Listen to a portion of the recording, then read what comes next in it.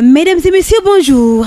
La victoire de Modou Lo sur Eumeu Sène, entre autres sujets, occupe la une des journaux parus ce lundi 29 juillet 2019. Rewmi Quotidien nous parle ce matin de ce week-end mouvementé à Kaolack avec cette fusillade entre policiers et braqueurs. Les faits ont eu lieu lors d'une patrouille nocturne la nuit du vendredi à samedi entre 4h et 6h du matin. Une équipe de braqueurs en fuite après un braquage a affronté des policiers, selon Rewmi Quotidien, qui nous révèle que deux cambrioleurs dont une femme ont été interpellés après une course-poursuite et des tirs à l'arme automatique. Rewmi Quotidien qui a fait ainsi le rappel de l'attaque de Koumpentoum qui a coûté la vie au commandant Tamsir Sané, le chef de brigade, tué la nuit du 25 au 26 juillet. Et selon toujours ce quotidien du groupe Promo Consulting, le commandant il sera honoré ce lundi même avant son inhumation. Rewmi Quotidien parle par ailleurs de cette audience entre Wade et Sonko, le président Abdoulaye Wade qui multiplie ses visites après Alioune Tine. Le pape du Sopi l'a reçu jeudi dernier, le leader de Pastef et le journaliste Adama Gaye. Et Rewmi Quotidien toujours nous donne ainsi les détails de cette audience à sa page 5. Le quotidien Les Échos revient également sur cette rencontre entre le pape du Sopi et le président de Pastef les Patriotes. Wade et Sonko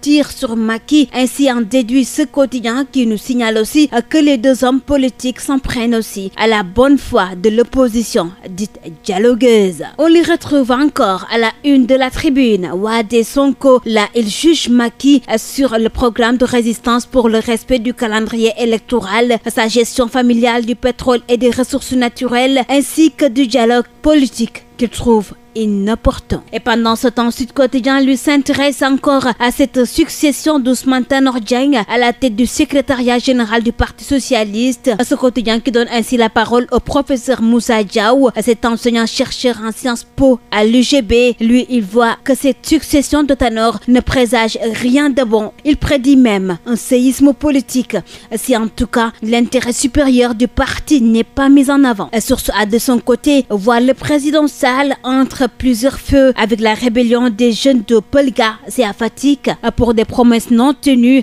ces jeunes apéristes, ils brûlent des pneus devant le domicile des Sall. Et Moustapha Diakhaté de l'autre côté, toujours dans Source A, il jette lui du sable dans l'arrestation de Guy Marius Sagna. Et ce quotidien qui évoque aussi à sa une le meurtre du commandant Tamsir Sané à Koumpentoum et nous signale que le premier suspect a été identifié en ses initiales AD de la nationalité nigériane. Et l'observateur fouille lui plus profond dans cette affaire de meurtre à Koumpentoum et nous livre ce matin le témoignage de ce rescapé Ibra Poussek. Lui, il nous raconte dans ce quotidien comment les assaillants ont braqué la poste et tué le major Tamsir Sané. Major qui, je rappelle, sera honoré à titre posthume ce lundi avant son inhumation, si l'on en croit Rewmi Quotidien. Autre sujet évoqué par la plupart des journaux de ce matin, c'est bien sûr cette couronne de la reine qui change de destination de la ville de Pikine. La nouvelle couronne atterrit au Parcelles Assainies. Modou Lo il bat Eumeu Sène par KO. C'était ce dimanche au stade Léopold Senghor. Et Vox Populi nous parle même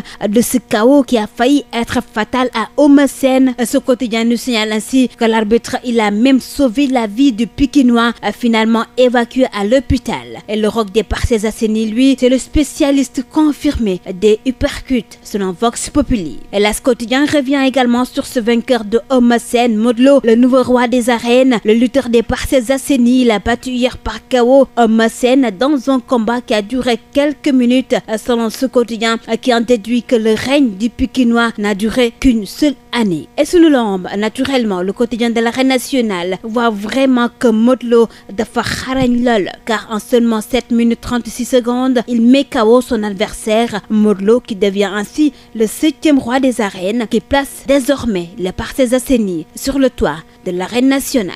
Ainsi, c'est sur cette note de sport que nous bouclons ce tour des kiosques sénégalais paru ce 29 juillet 2019. Merci à vous de l'avoir suivi et très bonne lecture à tous.